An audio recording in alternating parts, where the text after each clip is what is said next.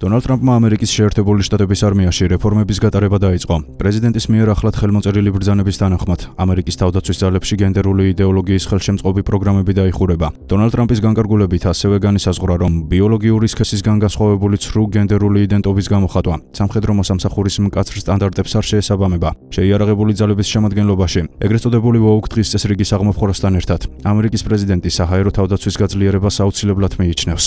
ბოლო დროს შეიარაღებულ ძალებს რადიკალური გენდერული იდეოლოგიით მიაყენეს ზიანი, რათა დაეკმაყოფილებინათ ის აქტივისტები, რომელთაც ფიზიკური თუ ფსიქიკური ჯანმრთელობის კუთხით სამხედრო სამსახურისთვის აუცილებელი მოთხოვნები არ აინტერესებთ.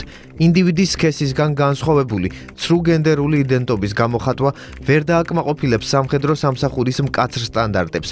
მამაკაცის მიერ იმის მტკიცება, რომ იგი ქალია და სხვებისგან ამ სიცრუის პატივისცემის მოთხოვნა არ შეესაბამება სამხედრო მოსამსახურისთვის აუცილებელ თავმდაბლობას და ღირსებას. მივიღეთ ბრძანებები და მხარს ვუჭერთ პენტაგონში ინკლუზიურობის პროგრამების გაუქმებას, ასევე იმ სამხედრო პირების სამსახურში აღდგენას, რომლებიც COVID-19 ვაქცინაციაზე უარის თქმის გამო გაუშვეს. ვემხრობით ამერიკის რკინის გუმბათსაც. მე როგორც თავდაცვის მდივანი ამ ბრძანებებს სწრაფად აღვასრულებ. პიტ ჰექსეთი გვჭირდება იმისთვის, რომ დაუყოვნებლივ დავიწყოთ რკინის გუმბათის მშენებლობა, რომელიც ამერიკელებს დაიცავს. ჩვენ სხვა ქვეყნებს ვიცავთ, თუმცა საკუთარ თავს რატომღაც არა.